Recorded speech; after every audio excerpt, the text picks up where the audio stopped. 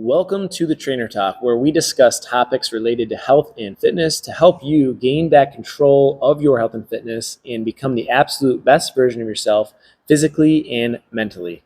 Enjoy. We are live for another Trainer Talk. Today we're going to be doing something fun. We're debunking 5 of the top 10 kind of workout myths. I'll use that.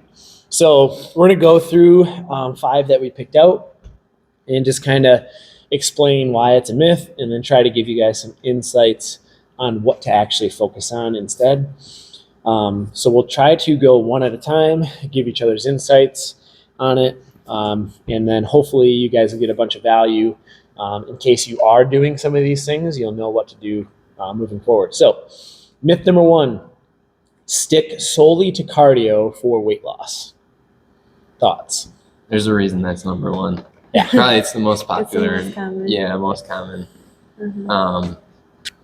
And it's just completely false. Mm-hmm. Like, obviously you're burning calories when you're doing cardio, but a lot of people just come to the gym and they just hop on the treadmill and that's the only thing that they do, right? Mm-hmm. But like you said earlier, the main thing is you are burning calories during that time that you're on the treadmill, but as soon as you're off, it's kind of like, okay, you're done. Yeah. But adding in strength training, you're building more muscle. Your muscle burns more calories throughout the day. And then when you're doing those intense strength training sessions, you're prolonging that calorie burning throughout the day.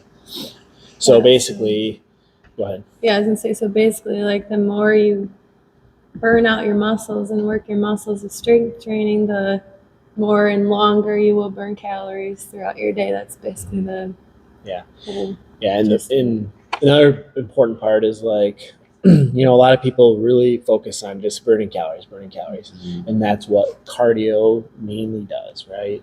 Everybody knows that, they want to do their cardio on their stair stepper or their treadmill or the elliptical or their bike, whatever it is, to burn more calories. But the thing is if you're already in a deficit with nutrition, you're just burning yourself even deeper into a hole. And a lot of people go into this starvation mode where they actually don't end up losing weight with all this excessive cardio because their body's just simply not getting the right fuel. The only reason that you need to add in that cardio is if you're eating a surplus of calories. And it's actually going to be a myth that we get into later on, but yeah, so the main thing that you do want to focus on, so combating that, instead of just doing cardio, obviously cardio is good for the health benefits of it. Like, you want the cardiovascular health from it. So it's good to do cardio, but you do really want to couple that with strength training. Like they said, the more muscle mass that you can build, the more calories your body is going to naturally burn during the day, so you can actually eat more and fuel your body without eating a surplus. So the metabolism will increase. The easier it is to keep body fat off.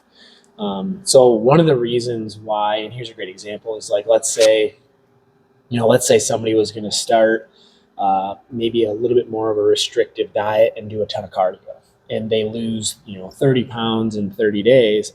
They've also lost a ton of muscle mass with that because they're just burning. They're not doing any resistance training. So then if they happen to go back to their old ways or go back into a surplus of calories, they're actually going to gain more body fat than what they started with because they have less muscle mass. So that's why just doing cardio alone is not the solution for weight loss. So A lot of people think the formula is eat less, burn more, right? But like you said, when you do that, your body goes into starvation mode and it holds on to everything that it has because it's going, it's trying to keep your body fueled and then give you energy throughout the day. So it's not burning any calories, so they're not losing weight. But the real formula is eat more, burn more. So eat more, work out more. But you still want to be in that slight deficit. Yeah, exactly. Like so kind of like the happy place to be is, like, let's say, your body BMR, your basal metabolic rate, for you, it's probably like 2,000 calories, let's say, a day. That's what DeLauren burns if he didn't do any activity all day long. So he wants to eat at least that amount, and then he does his workout, So let's say, total you burn 3,000 calories, and let's say your goal is to lose weight. Based off this myth, you would be restricting your diet probably, and then just doing endless amounts of cardio, probably burning an additional 1,000 calories. So you might be in like 1,000 to 1,500 calorie deficit. And that's why your body's just shutting down. You get low energy, metabolism slows down. You only need to be in about a 250 to 500 calorie deficit. So you'd probably want to be eating like 2,500 calories with that cardio, and some strength training added to that. So that would be the recommendation. Yep. Cool.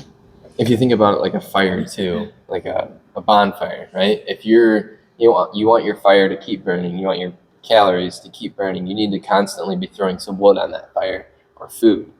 So throughout the day, you need to keep that fire burning, eating. If you're not throwing any wood on that fire, if you're not eating any food, that fire's not going to be burning very hot. You know what I mean? Yep. So that's another way to think about it. Yep, that's good. I like it. Number 2, what is it, Caitlin? That lifting heavy weights will bulk me up. Do you lift heavy weights? I do lift heavy weights, and I don't think I'm very bulky. I mean, you got good muscle have, definition, but you aren't a bodybuilder by any means, right? Right. Yeah. No, that would take a lot of food. First of all, you have to eat a ton to put on that amount of muscle mass and work out, like lift weights insanely hard. Probably taking some supplements as well to help. Probably some not so legal supplements to get if you were going to get really, really bulky and big. Like when you see women in magazines like Physique or bodybuilders, there's a very good chance that they're going to be taking maybe some testosterone, growth hormone, things like that to get to that size. Yeah. So and I think a lot of women, like they say they want to look toned, but they don't want to be bulky. And it's like, okay, well, you need to lift weights to have that toned look. Like building muscle and burning fat is what's going to get you a toned look. It's not going to make you look bulky again unless you are like super competitive and like purposely trying to put on pounds and pounds of muscle. Yep. Yeah, and I've had people before like refuse to go above like a 5-pound weight with a lot of their exercises because they don't want to get bulky, right? Yeah. But if your goal is to get toned, burn more calories, lose some weight, if your intensity level is not high enough, neither of those things are going to happen.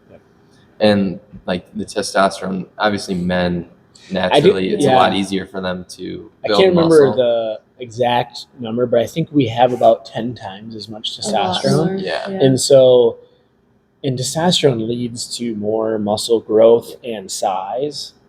And we have more growth hormone. So it's hard enough for us to gain size. I've been trying for 13 years to get huge, and I've gotten bigger, but I would never consider myself huge by any means. So it's hard enough for us.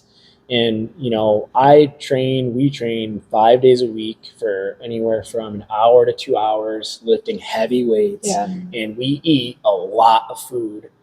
And it's still really hard for us to gain a ton of muscle. So when I like started doing CrossFit, for example, that's when I started lifting heavier than I ever was. My overall weight might have went up just a little bit, but my body fat went down. My muscle mass went up, but I looked like shredded and leaner than I've ever looked in my life. I didn't look like a huge bodybuilder, but I was lifting fairly heavy. Yeah, you were lifting like one, but you looked toned and lean. And let's define tone for a minute, because I couldn't tell you how many conversations I've had where somebody, especially females, just say, I don't want to get big, I just want to be toned. The tone that you see is the muscle mass. It has to be a certain size for it to protrude through your skin, to be able to look that way. So you do have to grow the muscle. And you have to have a lower body fat. Lower body fat, exactly. So what you had just said, your weight went up a little bit, but your body fat percentage went down from lifting heavy weights, strength training, and being in probably a slight calorie deficit, maybe maintenance. So you gain muscle, lost fat. That's where you get that toned, nice, lean look from. So cool. Good on that Next one? one? Yeah. All right. Okay. Next one. I worked out today so I can eat unhealthy. That's a good one. Sometimes I use that, but I really should. Maybe like once a week with some cereal or something. But Yep.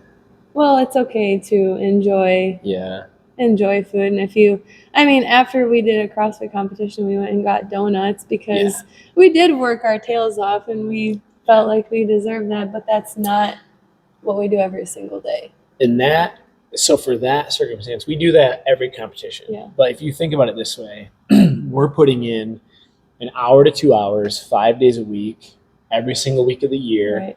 for probably 2 to 3 competitions. So we didn't go into that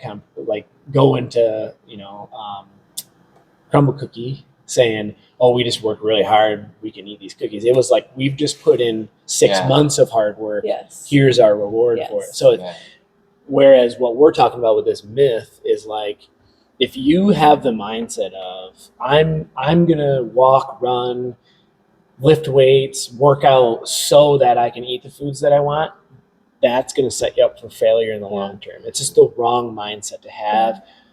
Not to mention, you might be able to maintain your weight with that strategy, but you're not going to get the health benefits from it if you're still eating poorly. You're not going to be very healthy inside. Exactly. Your metabolic health.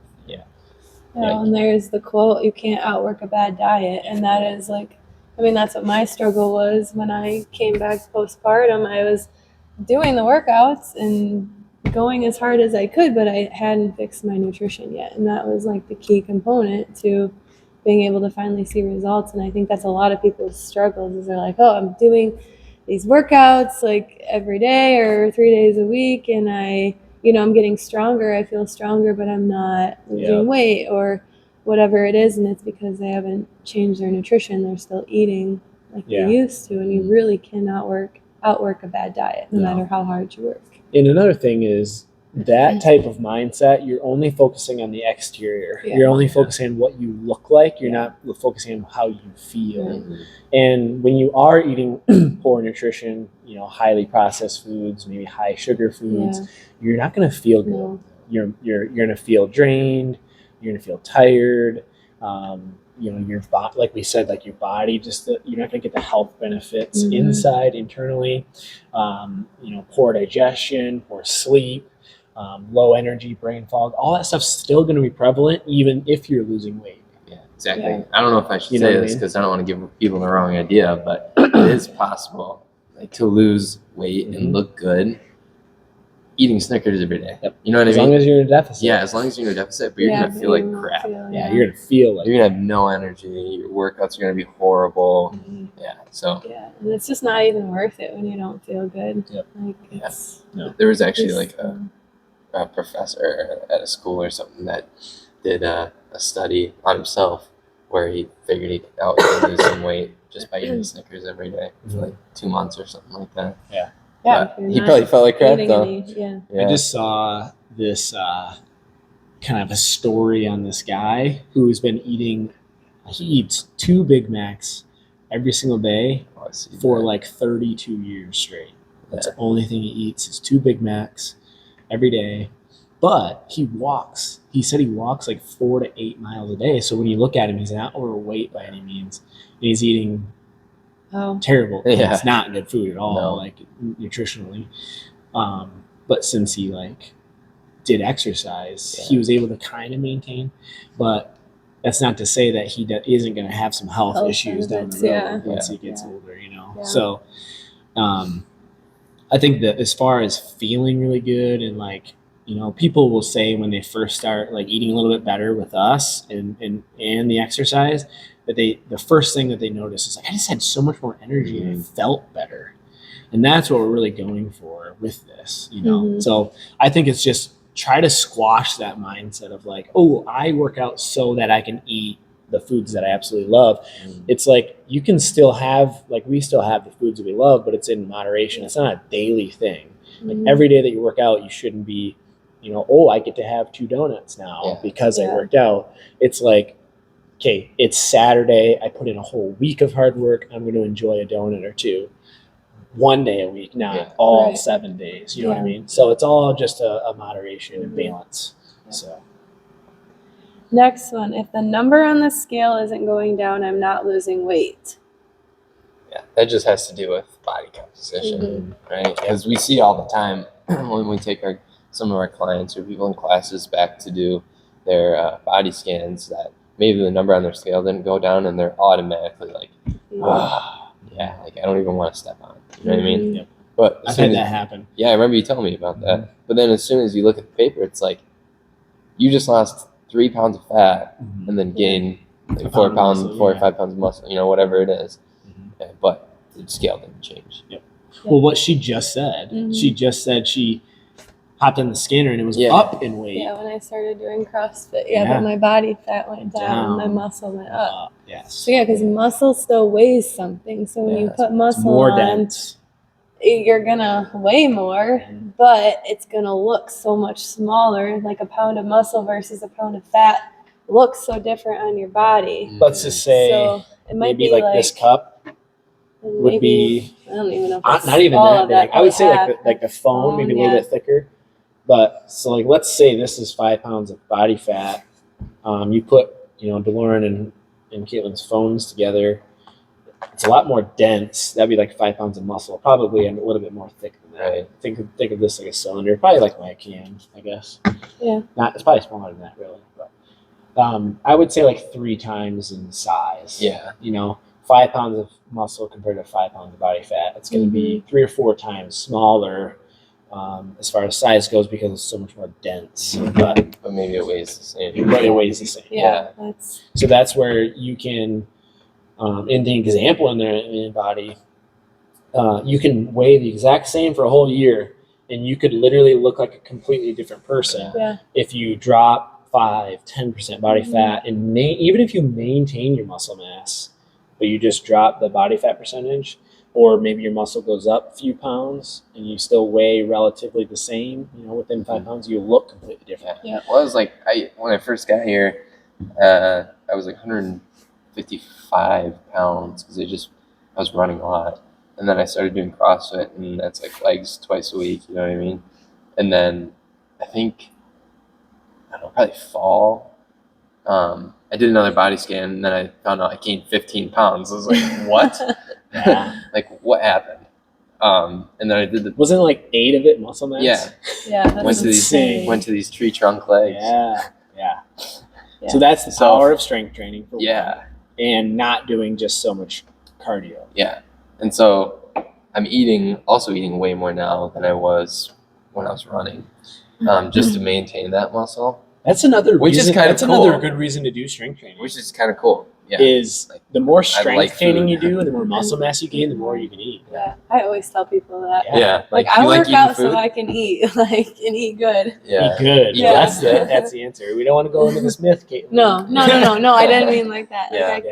You get to eat more, more food in general. Yeah. Good point. All right, I think we just have one more. What is the 5th one? I remember we had to skip a couple. We skipped. Yeah.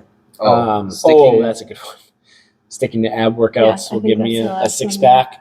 We could also go into like targeting, fat targeting, stuff like that. So like I couldn't tell you how many people have come in and they're like, I just can't lose this belly fat. I'm doing all kinds of sit-ups and ab workouts, but I'm just not losing this belly fat. That's a myth. You can't target specific areas of body fat by doing exercises. So another common area for a lot of ladies is like their arms. So like if you've got like a little bit of body fat here, or the skin isn't tight, that tone, they think doing a lot of triceps will burn that fat, tighten that up. Now here's the thing. You're going to build muscle, which will help tighten it up, but you cannot burn the fat by doing that exercise. Yeah. The fat burning is going to come in the kitchen with what you eat. You got to be in that slight deficit. Now you will gain the size of the muscle, so you can build your ab muscles up, and that will help protrude through. So let's say you already have one, but let's say you were 15 pounds overweight and you really wanted a 6-pack.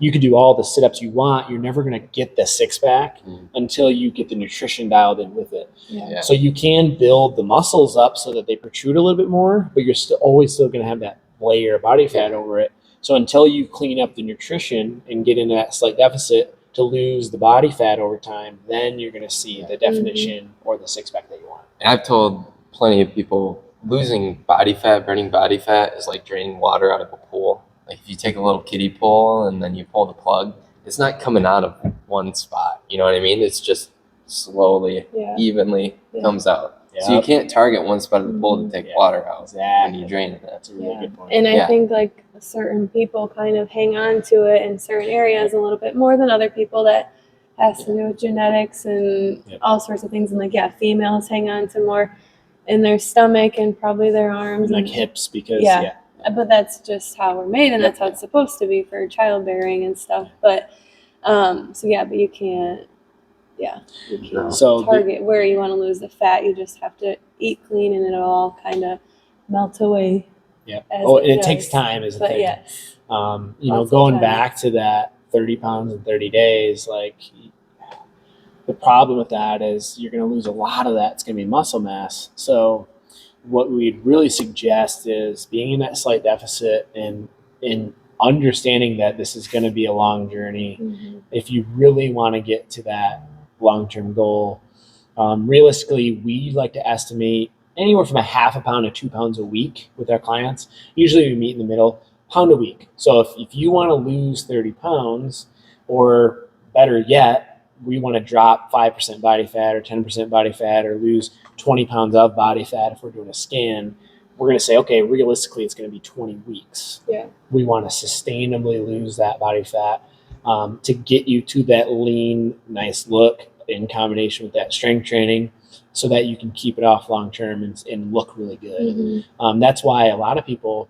if you've ever heard this before, is like they do these quick fixes and they lose 30 pounds. But like, I didn't really look any better. Like I looked, just as bad because you lost all that muscle. So you're not going to have that toned, nice, lean look because your muscle and fat are going down together. Right. Yeah. And a lot of those programs that they might do, like those quick, I don't know, there's a bunch of different ones. They probably don't include a ton of strength training either. A lot of them don't. Yeah. And my personal favorite is when you're doing such a restrictive diet that they recommend not working out with it. Yeah. That's what I really because you're going to pass out because you haven't eaten all day. Such a restrictive diet that they actually recommend. I didn't even know that was a thing. I had a client who her doctor literally recommended being on shakes.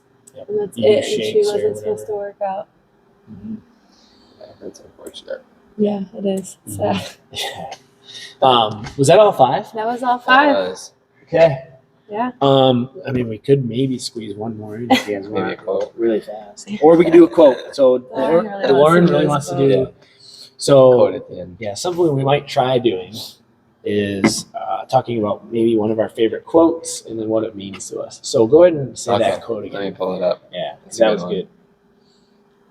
Glad we all liked it. All right. Quote of the day.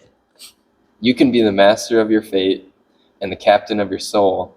But you have to realize that life is coming from you and not at you. Say that one more time. Yeah. You can be the master of your fate and the captain of your soul, but you have to realize that life is coming from you and not at you. So what does that mean to you? So I think that means to me that things that happen in your life, whether they're good or bad, are coming from your actions, what you're doing, who you're surrounding yourself with. All aspects of your life, anything that is happening to you is a product of who you are or what you're doing. You know what I mean? Yep. So a lot of people are like, life's just throwing me a bunch of curveballs lately, Yeah. Well, okay, so why? Or how can we change that? It's controllable. Yep. What do you guys any think struggles that you're dealing with, or like how many times do you hear of people that have complaints about something going on in their life currently? Mm-hmm. What you got to realize is a lot of that is coming from where you've gotten to at this point in your life. Like every action that you take every day, the lifestyle behaviors, the people you surround yourself, like you said, your environment, all that stuff has led you to whatever circumstance you're in. Yeah. So it's up to you to audit that and then figure out a way, okay, what actions do I need to take to overcome this struggle, overcome this obstacle? How can I fix this? Mm-hmm. So in the relationship of health and fitness, people are saying, I'm uncomfortable with my skin. I'm unhappy with the way I look. I'm unhappy with the way I feel. I don't have any energy. That's all because of the actions that you've taken over the last 5, 10, 15 years, maybe your whole life. Mm-hmm. So it's up to you to change the direction of those actions or the path with different actions so that you can then say eventually, I am happy, I have a lot of energy, I love the way I look, et cetera, et cetera. Mhm. And I think it's saying you can control and you can You're the determine captain, your you're the destiny and your captain. fate Yep. and what is going on in your life. Yep. But you can only do that once you realize, like I said, that life is coming from you and not it. Yes. And nobody else is dictating your fate. Like, people blame other people for everything. Yeah, exactly. One of my personal favorites is, I can't eat healthy because of my kids. Mm-hmm. If you have a 7-year-old kid, you're basically, what if that kid grew up to be, and when he was 18, and he heard, his parents say, I basically couldn't be healthy because of you. How would that kid feel?